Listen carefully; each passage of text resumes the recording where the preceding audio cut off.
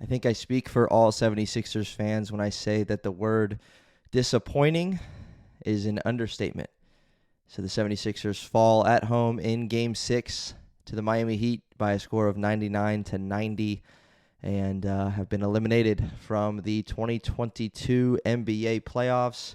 This is Planet 7-6 5-minute recaps, fresh off of the Game 6 loss and, again, in the elimination game. So, again, just extremely disappointing to do this, to have the Game 5 that the Sixers had, which a lot of people characterized as low energy, as no effort, as, careless, and then to pretty much play the same way in Game 6, if we're being honest. And I'm not one to typically use I don't want to call it an excuse because it is true, but an excuse of, oh, they didn't have any effort. Oh, they didn't come to play. Oh, they were careless with the ball. Oh, they didn't, box out on the glass and those kind of things. And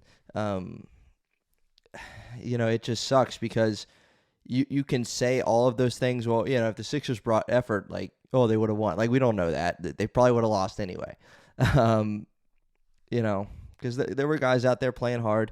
I do want to give a shout out, of course, to Joel Embiid. I mean, come on. The dude had a broken face, a torn ligament in his thumb. He's wearing a mask. He's battling concussion. He fell on the ground, on the floor at least 15 times tonight. No joke. He looked gassed, but he was giving his effort. You know what I mean? I don't know what more you can ask for from Joel Embiid. He played 44 minutes tonight, the most on the team. He shot just 7 for 24, but he left it all out on the floor. And I think that he is the one guy that left it all out on the floor. I mean, he was a -6 in his minutes on the floor. Tyrese Maxey was a game low, -24. James Harden .16. James Harden only shot the ball 9 times. He started okay, especially passing the ball. He had 9 assists, but he only had 11 points. And he pulled his best Ben Simmons, I'd say, in the second half by just not getting involved in the offense whatsoever. Danny Green went down. Thoughts and prayers with him. Scary injury. Did not look good. I think there's an MRI coming tomorrow on his, or in the future on his knee. So that wasn't good. That was just 3 minutes into the game at a scary fall where Joel kind of landed on him in the first quarter. But yeah, this hurts. This sucks. You thought that, wow, you go get James Harden, maybe they can get past the second round this year, and it just wasn't the case this year. There's going to be a lot more in detail on a, kind of a playoff recap or, more in-depth recap of this game, Game 6 in particular, on the next full-length episode of Planet 76, which you can find here within the next few days, of course. And again, this is fresh off the loss, so I don't know exactly where to go, but it just stings. And to lose that way, it was a 1-point game at halftime, to give you a little bit of a summary or a recap in that way. And 1-point game, you knew coming out third quarter it was going to be huge. Like, if the Sixers can stay in this game, they better stay in it in the early third quarter, and it couldn't have been further from the truth. I forget the exact run that the Miami Heat started on to start the third, but they got up, around, in the double-digit mark, and it pretty much stayed that way through the third quarter and into the fourth quarter. Sixers tried to make a run at the end of the third. Shake Milton had some good buckets. Shake Milton tonight, he played 28 minutes. He was 6 for 8 with 15 points. He was the brightest spot on the offense in an otherwise terrible-looking offensive game from the 76ers. And when I say terrible, I mean terrible. The third quarter and fourth quarter specifically, third quarter, the Sixers scored 15 points. And it was just so hard to watch. A guy would dribble down the floor. That guy would likely shoot it, and the guy would likely miss it, and they wouldn't get after it on the glass, and the Miami Heat would come down and score. It was kind of that way, and whether it was that or whether it was sloppy play, terrible passes that lead to fast break runouts for Miami, or Joel Embiid forcing looks, I thought at the end of the third, I think it was the end of the third quarter, Sixers are down 11. It looked like he demanded the ball a little bit from James Harden just to shoot a step back three.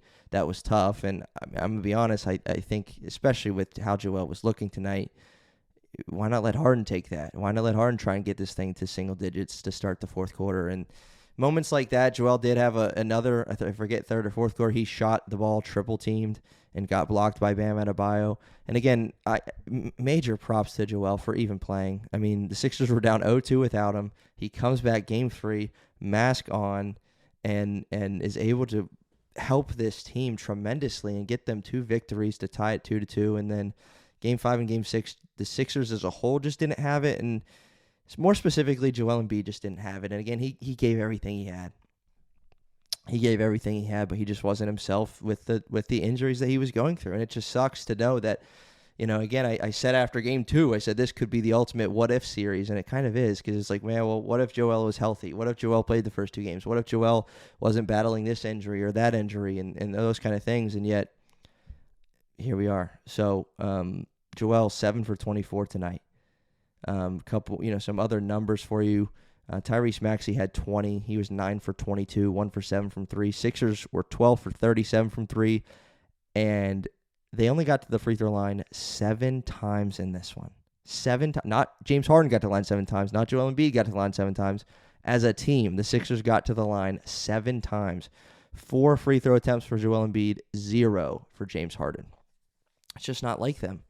And so credit to Miami and their defense and the scheme that they came out with, again, especially in the second half.